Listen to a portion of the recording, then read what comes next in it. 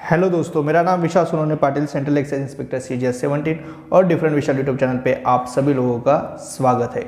जैसे कि आप लोगों को पता है कि हम यहाँ पे जीएस कर रहे हैं बहुत ही अच्छे से और एकदम बढ़िया तरीके से हम जीएस कर रहे हैं। तो भैया बायोलॉजी अब हम स्टार्ट करने वाले हैं, तो मुझे आपका पूरा का पूरा योगदान चाहिए।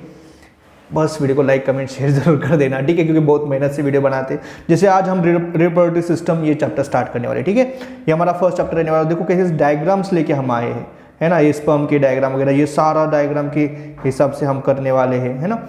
तो ऐसा मतलब पूरा होने वाला है। देखो पूरे सारे डायग्राम वगैरह यहाँ पे रहने वाले, तो मतलब एकदम बहुत अच्छे से बहुत आसान भाषा में आपको समझाने के लिए हम बहुत ही यहाँ पे प्रयास कर रहे हैं।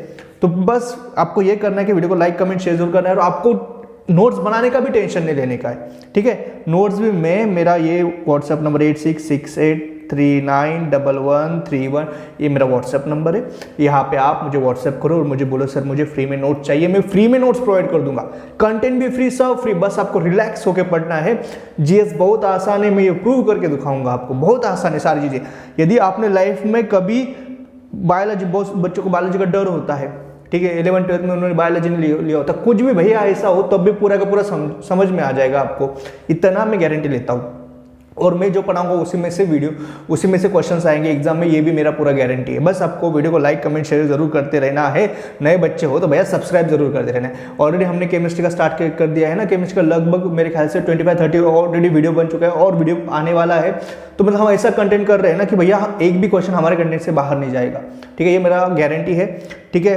क्योंकि क्या हो रहा है ना, जो दूसरे टीचर है ना वो बहुत कम पढ़ाते हैं और फिर उसके बाहर क्वेश्चन आ जाता है और फिर भैया आप क्वेश्चन गलत करके आते हो, फिर आपका कॉन्फिडेंस भी लो हो जाता है। लेकिन हम थोड़ा सा डीप में पढ़ते हैं, क्योंकि मैंने खुद 4 बार, है ना, 4 बार मैंने एसएससी का एग्जाम निकाला है, 2 बार एसएससी CGL, 2 बार एसएससी CHSL, और मैंने 35+ स्कोर किया है जीएस में। तो मैं आपको बहुत अच्छे से मैं इसलिए गाइड कर सकता हूँ, ठीक है। ये मैंने खुद एग्जाम हॉल में जाके स्कोर किया है ना, इसकी वजह से मैं इतना कॉन्फिडेंट होता हूँ मेरे कंटेंट में। और जो भी अभी एग्जाम आते मैं प्रूव करके दिखाता हूँ हर वक्त कि देखो भैया यहाँ पे मैंने ये पढ़ाया था और वो एग्जाम में आया, ठीक है। तो बहुत आसान है, कोई टेंशन लेने वाली बात नहीं है। चलो अभी फटाफट करते हैं हम रिप्रोडक्टिव सिस्टम ये चैप्टर स्टार्ट, ठीक है। वैसा ऑर्गन जो रिप्रोडक्शन में हेल्प करता है उसे रिप्रोडक्टिव सिस्टम कहते हैं। मतलब ऑर्गन, देखो सिस्टम कुछ कोई भी क्या होता है भाई, ऑर्गन का ग्रुप होता है, उसको सिस्टम कहा जाता है, पहली बात, ठीक है। तो ऐसा एक ऑर्गन का ग्रुप है, ठीक है, जो रिप्रोडक्शन में है। अभी रिप्रोडक्शन होता क्या है? रिप्रोडक्शन मतलब अपने जैसे जाति या ऑफस्प्रिंग का निर्माण करना रिप्रोडक्शन कहलाता है। पहले रिप्रोडक्शन समझ लो। जैसे भैया इंसान है ना, इंसान दूसरे इंसान को पैदा कर रहा है तो रिप्रोडक्शन कर रहा है। बर्ड दूसरे बर्ड को पैदा कर रहा है, रिप्रोडक्शन कर रहा है। फ्रॉग दूसरे फ्रॉग को प्रोड्यूस कर रहा है तो वो रिप्रोडक्शन कर रहा है। अपने जैसा, है ना, हम जो आप में हम हर कोई यहाँ पे कुछ भी आदमी आया है वो बिकॉज ऑफ रिप्रोडक्शन आया हुआ है इस धरती के ऊपर, ठीक है। तो हर प्रजाति ऐसे ही आगे चलती रहती। यदि रिप्रोडक्शन नहीं होगा तो वो प्रजाति खत्म हो जाएगी, ठीक है। तो हम है, हमारा भी रिप्रोडक्शन होता है, हम भी खुद रिप्रोडक्शन करेंगे, तो ये होता है रिप्रोडक्शन। और रिप्रोडक्शन में जो ऑर्गन इंपॉर्टेंट होते हैं वो सारे ऑर्गन का जो ग्रुप है उसको सिस्टम कहा जाता है, यानी रिप्रोडक्शन सिस्टम। और उसी के बारे में हम पढ़ने वाले बहुत डिटेल में एग्जाम पॉइंट ऑफ व्यू से, बिल्कुल एग्जाम में जो आएगा वो यहाँ पे लिया जाएगा, ठीक है। चलो अभी नेक्स्ट हम देखते हैं। जैसे भैया मेल बॉडी होती है ना, और फीमेल बॉडी होती है। मेल और फीमेल दोनों इंपॉर्टेंट होते हैं रिप्रोडक्शन के लिए, ठीक है। मेल जो बॉडी होती है ना वो जो गैमेट्स प्रोड्यूस करती है ना, वो स्पर्म बनाती है, ठीक है। तो मेल बॉडी कौन सी गैमेट्स प्रोड्यूस करती है? स्पर्म करती है, ठीक है। स्पर्म को हिंदी में शुक्राणु कहा जाता है, ठीक है। और फीमेल बॉडी जो गैमेट्स प्रोड्यूस करती है उसको ओवा या ओवम कहा जाता है, या हिंदी में अंडाणु कहा जाता है। यानी मेल बॉडी से स्पर्म आएगा, फीमेल बॉडी से ओवा या ओवम आएगा, ओवा ओवम एक ही, ठीक है। तो स्पर्म और ओवा ओवम जब एक दूसरे के साथ मिल जाएंगे फिर उनका फर्टिलाइजेशन होगा। ये सारा मैं डिटेल में आगे पढ़ाने वाला हूँ, जैसे अभी ओवरव्यू चल रहा है, ठीक है।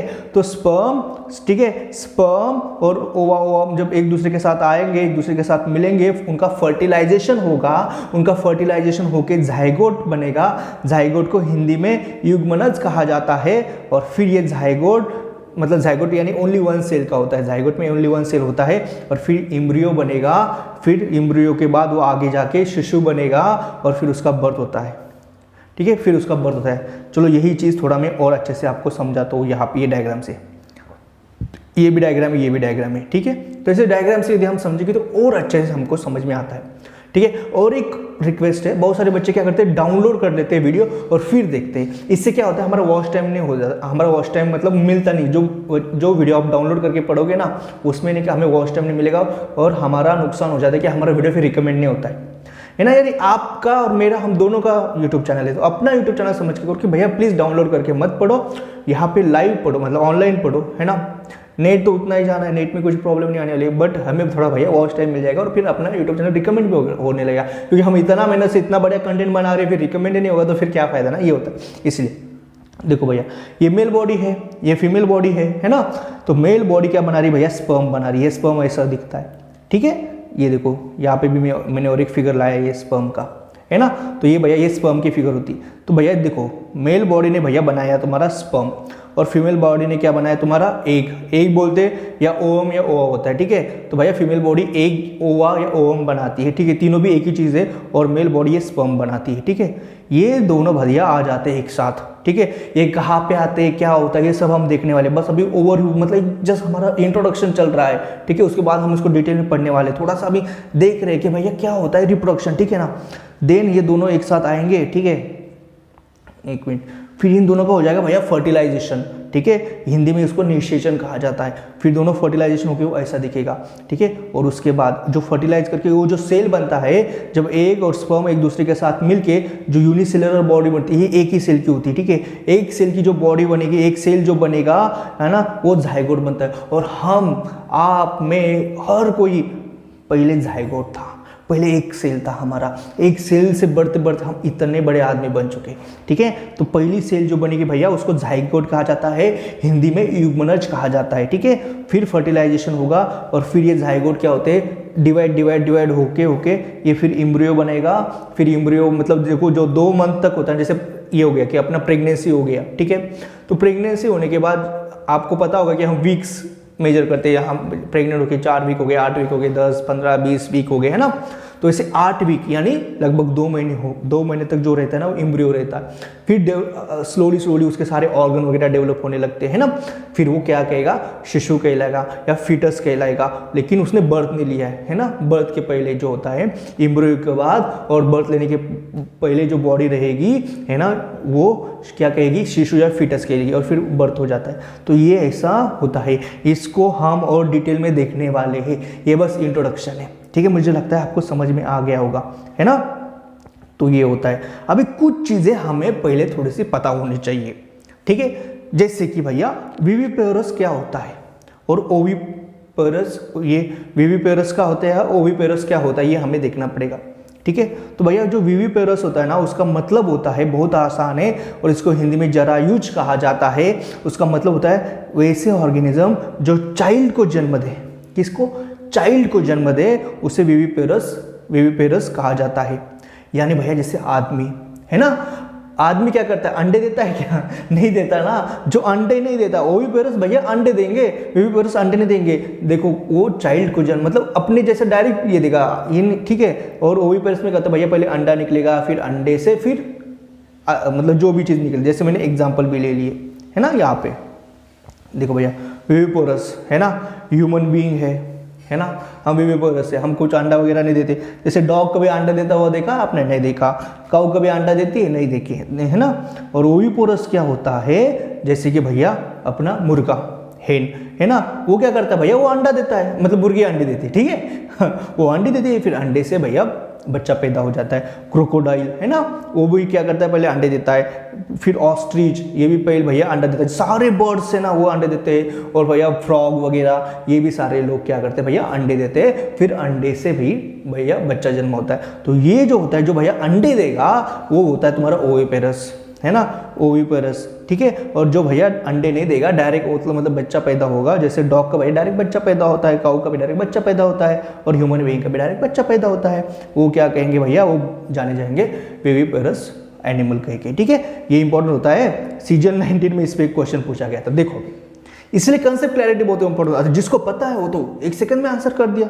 देखो क्वेश्चन क्या है, क्वेश्चन देखो यहाँ पे कहाँ का है क्वेश्चन, सीजन 19 का क्वेश्चन है। और आप बोलते सर पता नहीं एग्जाम हॉल में क्या क्वेश्चन आता है, हमें समझ में नहीं आता, कहाँ से आते, भैया अपने कंटेंट से आते हैं ना। थोड़ा तुम देखो कहां से आ रहे तुम्हें खुद पता चलेगा। क्या क्वेश्चन है, which of the creature is oviparous, है ना, निम्न में से कौन सा जीव भैया अंडोत्पन्न है। मैंने बताया ना ओविपोरस यानी क्या होता है भैया, जो अंडा देता है पहले और अंडे से बच्चा निकलता है। भैया रैबिट नहीं होता है, स्क्विरल यानी गिलहरी भी नहीं होता है, माउस भी डायरेक्ट बच्चे को जन्म देता है। मैंने बोला ना फ्रॉग अंडा देता है ना। तो भैया यदि ओविपेरस पता होगा, हमने डिफरेंट विषय यूट्यूब चैनल से पढ़ा होगा, तभी तो ओविपेरस पता होगा और तभी तो बच्चा आंसर कर पाएगा फ्रॉग। नहीं तो फिर क्लास मतलब एग्जाम हॉल से बाहर आके बोलने लगता है अरे यार जीएस का तो बहुत डिफिकल्ट था। अरे बेटा डिफिकल्ट नहीं था, बहुत आसान क्वेश्चन है, बहुत आसान क्वेश्चन है। यदि हमें बस ओविपेरस क्या होता है ये पता होगा तो इतने आसान क्वेश्चन आते हैं, बस आप डर जाते हो। ठीक है, अभी ओविपेरस विविपेरस क्या होता है ये तो हमें समझ में आ गया। अभी नेक्स्ट क्या है भैया, सेक्सुअल रिप्रोडक्शन और असेक्सुअल रिप्रोडक्शन क्या होता है। सेक्सुअल रिप्रोडक्शन में क्या होता है, ऐसा रिप्रोडक्शन जो सेक्सुअल ऑर्गन से हो। Okay, in sexual reproduction there will be sexual organs present like human body. Human body में भैया सेक्सुअल ऑर्गन्स प्रेजेंट होते हैं, मेल बॉडी के और फीमेल बॉडी के सेक्सुअल ऑर्गन्स रहेंगे, वो पार्टिसिपेट करेंगे तभी रिप्रोडक्शन हो पाएगा। बट असेक्सुअल रिप्रोडक्शन यानी हिंदी में अलैंगिक जनन, सेक्सुअल रिप्रोडक्शन को हिंदी में लैंगिक जनन कहा जाता है और असेक्सुअल रिप्रोडक्शन को अलैंगिक जनन कहा जाता है। ये बाइलिंगुअल क्लास है हमारी, हिंदी मीडियम इंग्लिश मीडियम दोनों को समझ में आने वाली है। ठीक है, तो भैया अलैंगिक जनन यानी इसमें सेक्सुअल ऑर्गन इन्वॉल्व नहीं होते। There is no involvement of sexual organs in asexual reproduction. सही बात है भैया, जैसे भैया अमीबा हाइड्रा वगैरह ना, भैया इसमें सेक्सुअल ऑर्गन नहीं होते, लेकिन फिर भी ये अपने जैसे ऑफस्प्रिंग बना रही है, ये फिर भी रिप्रोडक्शन कर रहे हैं। कमाल है भैया। जैसे हम अभी थोड़ा सा देख लेते हैं एग्जांपल के थ्रू। ठीक है, देखो जैसे सेक्सुअल रिप्रोडक्शन में भैया मेल वाला बॉडी फीमेल वाला बॉडी भैया स्पर्म, और ये फीमेल स्पर्म यानी कि ओवा ओम या एक कहते हैं वो आता है एक दूसरे के साथ भैया उनका फर्टिलाइजेशन होता है, फिर जाइगोट बनता है, जाइगोट से एम्ब्रियो बनता है, फिर बेबी बनता है ना, ये सेक्सुअल रिप्रोडक्शन में होता है। लेकिन असेक्सुअल में देखो भैया यहाँ पे ना स्पर्म में ना ओवा है, कुछ भी नहीं है भैया। यहाँ पे देखिए जैसे हाइड्रा का हम एग्जांपल लेते हैं। ठीक है, हाइड्रा अमीबा वगैरह ये हम आगे देखने वाले, अभी हम ओनली ह्यूमन पे कॉन्सेंट्रेट करने वाले, लेकिन फिर भी मैं एग्जांपल बता देता हूँ आपको असेक्सुअल रिप्रोडक्शन का क्या होता है। भैया जैसे हाइड्रा है, यहाँ पे देखो बडिंग होती है, मतलब थोड़ा सा इसका नहीं कि ये वाला पार्ट है ना थोड़ा सा इधर आ गया है ना, जैसे मान लो फोड़ा हो गया है ना, ये टाइप का इधर आ गया, फिर ये थोड़ा सा और डेवलप होता है, डेवलपिंग पॉड है ना, इधर देखो ये डेवलप हो रहा है, फिर और डेवलप हो गया, देखो ये थोड़ा इसके जैसे दिख रहा है ना, ये दोनों है ना, फिर ये क्या होता है इधर से टूट जाता है। भैया न्यू हाइड्रा तैयार। यहाँ पे कहा स्पर्म और ओवा लगा, कुछ नहीं लगा। ठीक है, ये इसने तो खुद अपने आप बना दिया भैया, इसको किसी और की जरूरत ही नहीं है। खतरनाक है भैया हाइड्रा, तो हाइड्रा में बडिंग हो जाती है और बडिंग से साले वो खुद बना लेते हैं, खतरनाक गया। जैसे अमीबा है ना, अमीबा होता है, अमीबा क्या करता है खुद को देखो, खुद को ऐसे निकाल बीच में काटता है, ये ना बाइनरी फिजन का होता है अमीबा में। ठीक है, ये हम और डिटेल में आगे पढ़ने वाले, लेकिन वहाँ पे देख लेते हैं। और ऐसे करके भैया एक सेल से 2 सेल बन गए भैया, 2 अमीबा बन गए, ये होता है इनमें। तो यूनिसेलर जो भी ऑर्गन होते हैं, जैसे अमीबा यूनिसेलर होता है क्योंकि एक ही सेल की होती है। यूनिसेलर सारे ऑर्गन ने क्या करते हैं एक दूसरे को डिवाइड करके नहीं क्या भैया अपने ऑफस्प्रिंग बना रहे, मतलब रिप्रोडक्शन कर रहे। ठीक है, तो इसमें कहाँ पे स्पर्म कुछ ओवा कुछ लगा, कुछ 2 बॉडी लगी मेल फीमेल, कुछ नहीं लगी, एक ही बॉडी से बन रहे भैया। तो ये क्या है, ये असेक्सुअल रिप्रोडक्शन है भाई, इसमें सेक्सुअल ऑर्गन है ही नहीं प्रेजेंट, बिना सेक्सुअल ऑर्गन के लोग बना रहे रिप्रोडक्शन कर रहे हैं।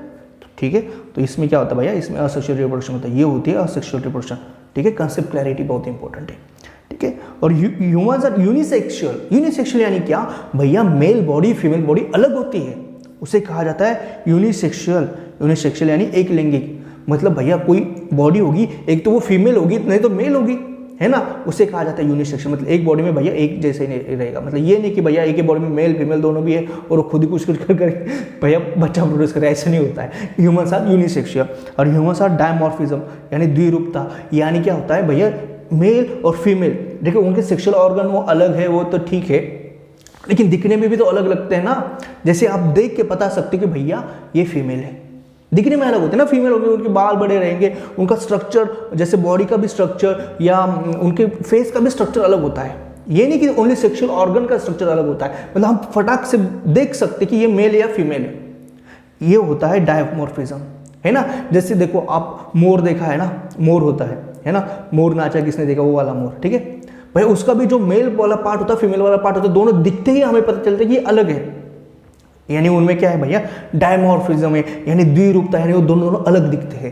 बर्ड्स भी होते हैं ना, वो भी मेल फीमेल अलग अलग दिखते हैं, मतलब आदमी को देख के पता चल जाता है। जैसे गाय बैल देख के पता चल जाएगा आपको कि ये बैल है, ये गाय है, ये काऊ है ना, ये इस टाइप का। तो उनमें डायमॉर्फिज्म होता है। ठीक है भैया, कुछ नहीं, समझ में आ गया, इतना है बस, कुछ नहीं, बिना टेंशन लेने पढ़ना है हमें। ठीक है, कोई क्वेश्चन? ठीक है, ये सारा हम आगे पढ़ने वाले हैं तो इसके लिए कोई नहीं, ये वाला क्वेश्चन हमें अभी तक हो गया। ठीक है, तो बहुत आसान है। ठीक है, टेंशन नहीं लेने का। अभी हम देखेंगे भैया फेजेस ऑफ रिप्रोडक्शन, यानी प्रजनन की अवस्था या प्रजनन का चरण क्या होता है। पहले होता है भैया तुम्हारा गैमेटोजेनेसिस, यानी युग्मक जनन। गैमेटोजेनेसिस यानी भैया जो गैमेट होता है ना, गैमेट सेल्स है ना, अभी हम थोड़ा और डिटेल में पढ़ने वाले। अभी हमने तो इंट्रोडक्शन किया था, हमने थोड़ा सा जाना कि भैया फर्टिलाइजेशन वगैरह थोड़े से टर्म हमने देख लिए, स्पर्म, ओवा वगैरह थोड़े से टर्म्स हमने देख लिए, तो हमें अभी इंट्रोडक्शन मिल गया है। अभी हम इसको और डिटेल में जाएंगे, फिर से और चीज़ें रिवाइज होती रहेगी और पूरी की पूरी दिमाग में जाने वाली। जैसे कि फॉर्मेशन ऑफ गैमेट सेल को क्या कहते हैं भैया, गैमेटोजेनेसिस। अभी गैमेट सेल्स क्या होती है, जैसे कि मेल बॉडी में कौन सी होती है गैमेट सेल, स्पर्म, और फीमेल बॉडी में गैमेट सेल कौन सी होती है भैया, तुम्हारी ओवा है ना, ओवा एक वही बात है, ये तुम्हारे स्पर्म है। ये कौन बनाता है, ये मेल बॉडी बनाता है, ये गैमेट्स है। ठीक है, तो भैया मेल बॉडी क्या बनाती है, स्पर्म बनाती है। और ये जैसे ये ओवा है ना, ये एग, ये कौन बनाती है, ये तुम्हारी फीमेल बॉडी बनाती है। यानी भैया तुम्हारा नर जो रहेगा वो स्पर्म बनाएगा, मादा तुम्हारी अंडे बनाएगी, एग्स बनाएगी, या उसको ओवम भी कहा जाता है ना, ये वाली बात होती है। ठीक है, तो भैया क्या स्पर्म मतलब जब बच्चा मतलब जैसे जन्म लेता है वैसे वो स्पर्म बनाना स्टार्ट करता है अपनी बॉडी में, बिल्कुल नहीं। ठीक है, मिनिमम एज होती है ना जो 14 से 16 ईयर, 14 साल का जो बच्चा होता है मेल, ठीक है, वो स्पर्म बनाना मतलब ये डिपेंड करता है, किसी का 14 ईयर्स में स्टार्ट होगा, किसी का 15 वगैरह। ठीक है, तो लगभग 14 to 16 ईयर्स में भैया तुम्हारा स्पर्म बनना स्टार्ट हो जाता है बॉडी में। ठीक है, और फीमेल बॉडी में मिनिमम एज भैया 12 से 14 साल। 12 to 14 ईयर्स में ओवा यानी एग्स वगैरह वो बनना स्टार्ट हो जाते हैं। 12 to 14 ईयर्स में मतलब एग्स का वो प्रक्रिया स्टार्ट हो जाता है ना, 12 to 14 ईयर्स में। तो इसीलिए पीरियड्स वगैरह आने का लड़कियों के इस टाइम पे आने लगते हैं, ये प्यूबर्टी एज होता है। ठीक है, तो ये होता है मैक्सिमम भैया जो मेल बॉडी है वो मैक्सिमम वो मतलब हमेशा मतलब कभी भी वो स्पर्म मतलब बना सकती है, मेल बॉडी का ये है। स्पर्म बनना कभी बंद नहीं होता, बट हाँ स्पर्म का मतलब क्वालिटी चेंज हो जाता है। मतलब जब यंग रहेंगे तब स्पर्म की क्वालिटी अच्छी रहेगी, बट जब जैसे जैसे ये हो जाता है तो इससे क्वालिटी वगैरह थोड़ा सा ये होता है, लेकिन स्पर्म तो बनते रहेंगे। ठीक है, एक गिनीज वर्ल्ड रिकॉर्ड है भैया, 92 या 93 ईयर्स उस आदमी का एज है, और भैया उसने बच्चा पैदा करके दिखाया, Guinness book of world record है। यानी आप समझ लो स्पर्म तो बनते हैं। ठीक है, और मैक्सिमम एज जो होती है लड़कियों की एज होती है तो 50 to 55 ईयर्स के बाद भैया लड़कियां में ये जो ओवा है वो बनना बंद हो जाएगा, मतलब ओवा नहीं हो जाएगा, तो मतलब लड़कियां बच्चा पैदा नहीं कर पाएगी आफ्टर 55। ये नेचर ने भी इनका बहुत सोच समझ के बनाया है। ठीक है, क्योंकि देखो भैया जो आदमी है उसको तो बच्चा पेट में नहीं पालना है, सिंपल सी बात है, तो उसके लिए कुछ नहीं रखा भैया, तुम कभी भी स्पर्म तुम बना सकते हो। लेकिन जो लड़की है उसको तो बच्चा पेट में पालना है। यदि उसका भी अनलिमिटेड कर दे, मान लो गलती से कोई बूढ़ी औरत प्रेग्नेंट होगी, मान लो गलती से, तो भैया वो तो खुद ही मतलब ऑक्सीजन पे चल रही है, उसको तो खुद ही बॉडी नहीं संभाल पा रही वो बच्चे का, फिर क्योंकि बच्चा पेट में संभालना बहुत डिफिकल्ट चीज़ होती है, उसके लिए बहुत एनर्जी लगती है। ठीक है, तो वो बुढ़िया जो रहेगी हमारे जो भी है वो औरत, उसको तो मतलब वो तो मर जाएगी इस चक्कर में, इसलिए ये ना हो, इसलिए भैया नेचर ने बहुत सोच समझ के किया है। ठीक है, तो मैक्सिमम एज 50 से 55 साल रखी। ठीक है, ये हो गया, यानी पहले गैमेट सेल बनना तो चाहिए, मतलब जो मेल बॉडी है उसका स्पर्म उसका बनना तो चाहिए, फीमेल बॉडी में ओवा होना तो चाहिए, तभी तो आगे का पार्ट होगा, तभी तो रिप्रोडक्शन हो पाएगा भैया साहब, यही बात है। इसलिए गैमेटोजेनेसिस ये बहुत ही इंपॉर्टेंट बात हो जाती है, इसीलिए युग्मन ये फर्स्ट स्टेप होती है रिप्रोडक्शन की। यदि यही नहीं होगी, स्पर्म ही नहीं बन रहे, तब भैया बच्चा पैदा नहीं हो पाएगा। ठीक है, उसके बाद होता है इंसेमिनेशन यानी गर्भधान। यानी क्या, transfer of sperm from male reproductive organ to female reproductive organ, this process is called as insemination. यानी क्या भैया, जो स्पर्म है, स्पर्म किसके पास होते हैं, मेल बॉडी के पास होते हैं ना, तो स्पर्म को ट्रांसफर करना मेल रिप्रोडक्टिव ऑर्गन से फीमेल रिप्रोडक्टिव ऑर्गन तक, और इसको इंसेमिनेशन यानी गर्भधान कहते हैं। यानी जब मेल बॉडी और फीमेल बॉडी का सेक्स होगा, सेक्सुअल इंटरकोर्स होगा, तब जो स्पर्म है मेल बॉडी से वो जाएंगे, ये इधर वजाइना है, ठीक है, ये वजाइना के थ्रू इधर चले जाएंगे, ठीक है, ये होता है। और इसी को क्या बोला जाता है, इंसेमिनेशन यानी गर्भधान बोला जाता है। ये भी एक बहुत इंपॉर्टेंट प्रोसेस है रिप्रोडक्शन के लिए, ठीक है। तो इंसेमिनेशन मुझे लगता है आपको समझ में आ गया होगा एग्जैक्टली क्या हो रहा है। स्पर्म का ट्रांसफर हो रहा है मेल बॉडी से फीमेल बॉडी तक, है ना, ड्यूरिंग सेक्सुअल इंटरकोर्स, ठीक है। जब सेक्सुअल इंटरकोर्स होगा मेल और फीमेल बॉडी में, तो भैया मेल बॉडी के ऑर्गन से फीमेल बॉडी के ऑर्गन, रिप्रोडक्टिव ऑर्गन के अंदर स्पर्म जाएगा, है ना, तभी होगा भैया तुम्हारा इंसेमिनेशन। उसके बाद होता है भैया फर्टिलाइजेशन। देखो क्या होता है, ये देखो, ये जो है ना इसको ओवरी कहा जाता है। देखो एक मिनट, मैंने कि ये सारे ऑर्गन फीमेल रिप्रोडक्टिव सिस्टम के सारे ऑर्गन में एक बार आपको समझा देता हूँ, और ये हम और डिटेल में आगे समझने भी वाले हैं एग्जाम पॉइंट ऑफ व्यू से, लेकिन यहाँ पे मैं थोड़ा सा आपको आइडिया दे देता हूँ। जैसे देखो, ये तो एक वजाइना पार्ट है, ठीक है, ये वजाइना हो गया। देन उसके ऊपर, वजाइना के ऊपर देखो, ये जो है ना ये यूटरस होता है, और यहाँ पे यहीं पे बच्चा रहता है पूरे 9 मंथ तक। कहाँ पे, यूटरस में, ठीक है। ये वजाइना वाला, ये नीचे वाला पार्ट है यूटरस। यहाँ पे वजाइना से मतलब पूरा ये अपना यूरिन वगैरह सब ये सब वजाइना से निकलेगा बॉडी से बाहर, ठीक है। और यूटरस उसके ऊपर होता है, यहाँ पे बच्चा रहेगा 9 मंथ तक, ठीक है।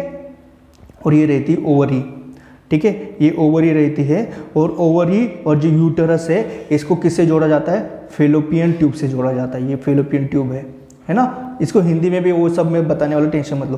तो ओवरी हो गया, देन ये फेलोपियन ट्यूब हो गया, ये यूटरस हो गया, ठीक है। और ये क्या वजाइना है, और ये सर्विक्स होता है इधर, ये जो पार्ट है ना सर्विक्स होता है। यानी वजाइना और यूटरस को कौन जोड़ता है, सर्विक्स जोड़ता है। यानी जो स्पर्म आएगा पहले वजाइना में चल जाएगा, देन सर्विक्स के थ्रू इधर यूटरस में चला जाएगा, फिर इधर चला जाता है फेलोपियन ट्यूब में, और इधर से ओवरी से ओवा निकलता है। फिर ये दोनों एक दूसरे के साथ ये यहाँ पे इनका फर्टिलाइजेशन होता है, यहाँ पे जाइगोट बनता है। ये वाली सिचुएशन होती है, ठीक है। और डिटेल में हम पढ़ने वाले, टेंशन मत लो, ठीक है।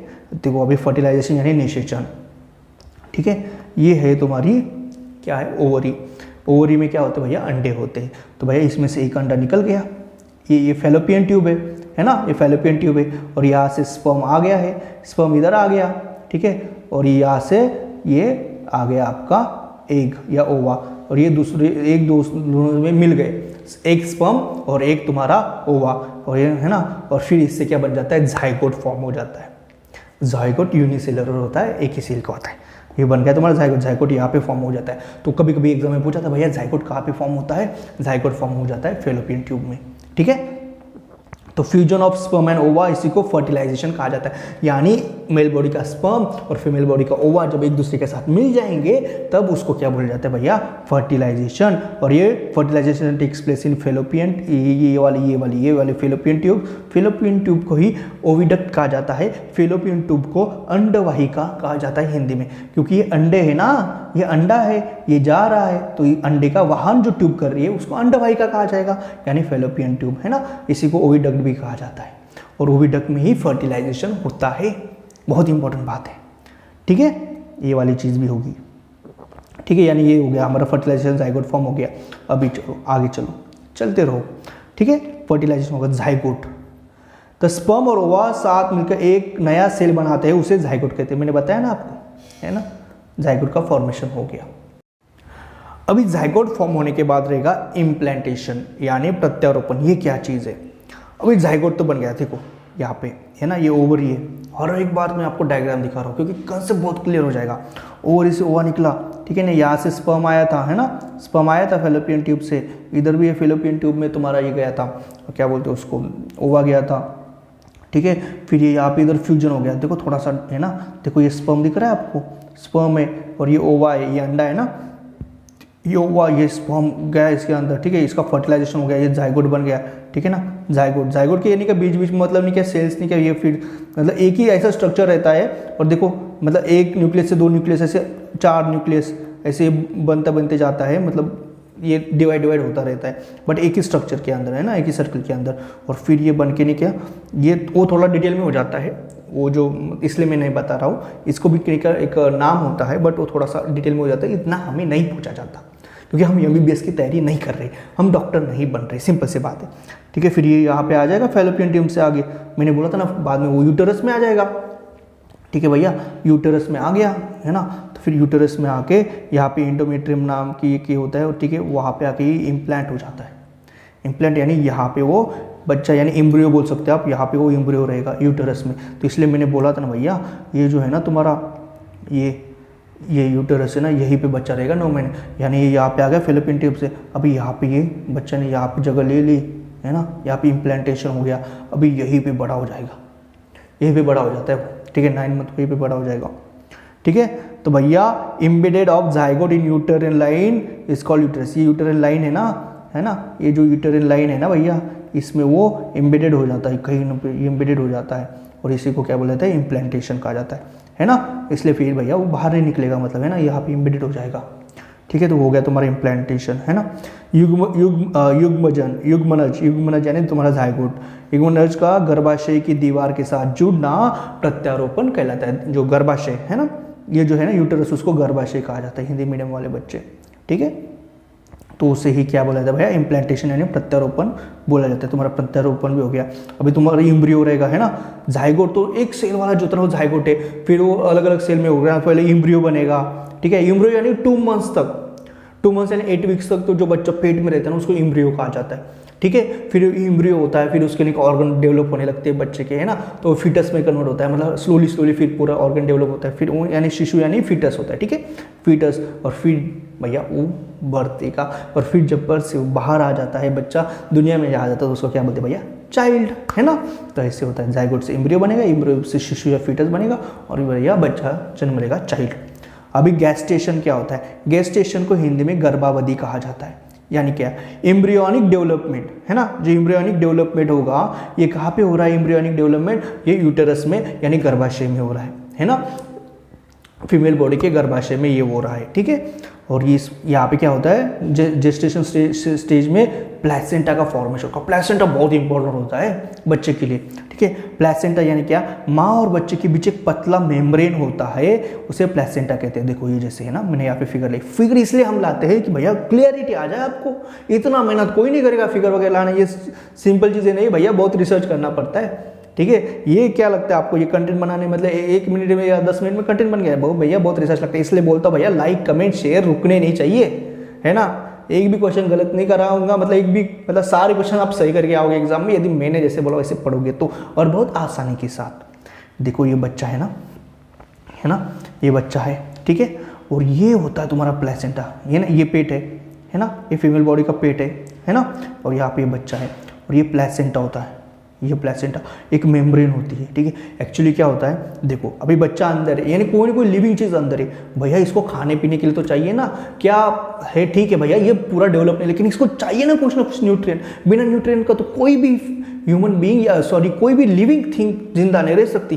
तो ये तो मतलब इसको तो कुछ चाहिए, तो भैया ये तो खुद तो कभी खा पी नहीं सकता, लेकिन उसकी माँ खा पी सकती। तो प्लेसेंटा के थ्रू क्या होता है, इस बच्चे को न्यूट्रिएंट्स मिलता है, और भैया ये कुछ ना कुछ तो वेस्ट प्रोड्यूस करेगा, है ना।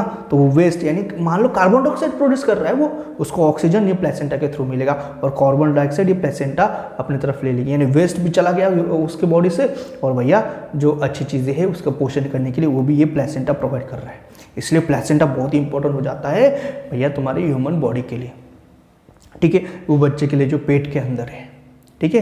प्लेसेंटा का बाद में कुछ नहीं, मतलब एक बार बर्थ दे देना, फिर प्लेसेंटा का रोल खत्म हो जाता है। और ये है तुम्हारी यूमिकल कॉर्ड है, यानी उसको गर्भनाल वगैरह होती है ना, वो चीज़ है, ठीक है। तो प्लेसेंटा बहुत इंपॉर्टेंट रोल प्ले करता है किसी भी बच्चे के लिए, ठीक है। और फिर गेस्टेशन हो जाएगा, फिर 9 मंथ कंप्लीट हो जाएंगे, और फिर हो जाएगा भैया बर्थ, चाइल्ड का बर्थ, और फिर हर जगह पे मिठाई दी जाएगी कि भैया हमें बच्चा पैदा हो गया, है ना।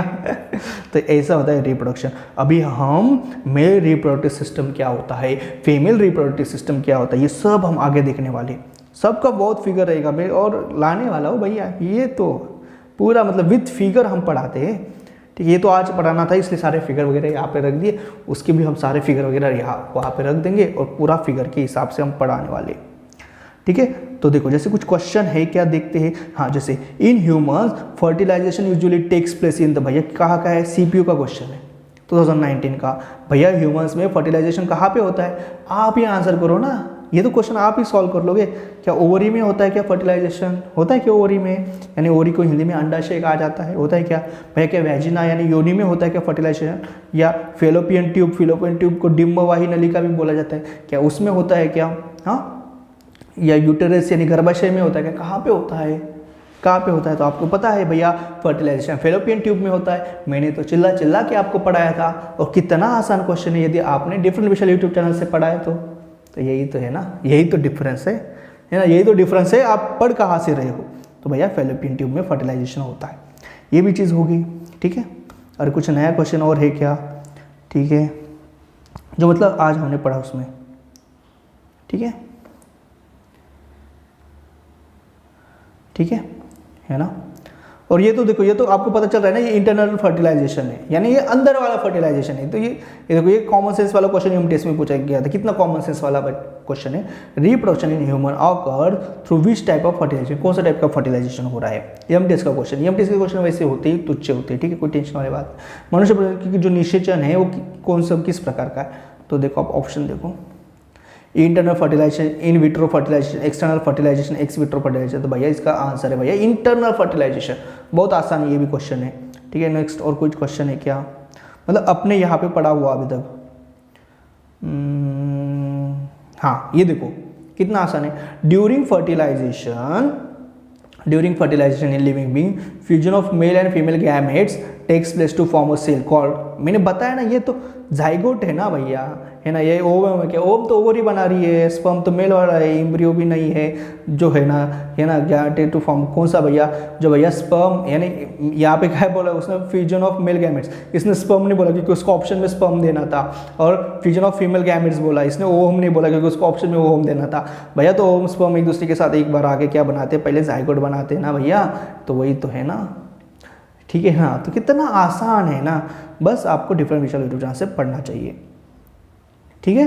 चलो फिर ये प्राइमरी सेक्स ऑर्गन वगैरह हम आगे पढ़ने वाले हैं, ठीक है, बहुत ही अच्छे से, ठीक है, क्योंकि अभी अपना मेल रिप्रोडक्टिव सिस्टम में सारे हम देखने वाले, टेंशन नहीं लेने का, ठीक है। तो ये वाली चीज़ें, तो प्लीज़ वीडियो को लाइक कमेंट शेयर जरूर करो, और आप जितना लाइक करेंगे, जितना अच्छे कमेंट करेंगे, जितना लोगों के साथ शेयर करेंगे, उतना मुझे को अच्छा लगेगा, और फिर मैं और बढ़िया तरीके से आप लोगों के लिए वीडियो बनाऊँ। ये पूरा आप पे डिपेंड करता है, आप कितना मेरे को साथ दे रहे हो, ठीक है। फिर चलो फिर बेटा, बस ऐसे ही एक दूसरे का